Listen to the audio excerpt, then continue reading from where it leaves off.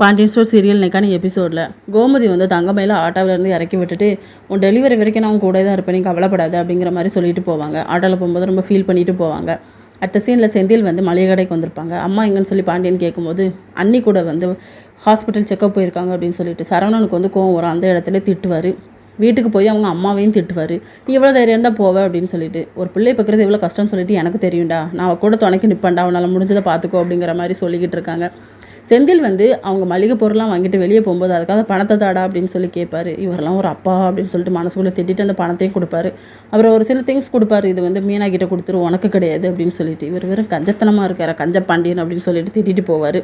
Government சம்பளம் தான் வாங்குதான், இருந்தாலும் ஓசியில் அள்ளிட்டு போக பார்க்குறானேன்னு சொல்லி பாண்டியன் வந்து மனசுக்குள்ளே நினச்சிட்டு இருக்காரு. அடுத்த சீனில் நம்ம சரவணன் வந்து பைக்கில் போகும்போது மீனா வந்து ஆப்போசிட்டில் வருவாங்க.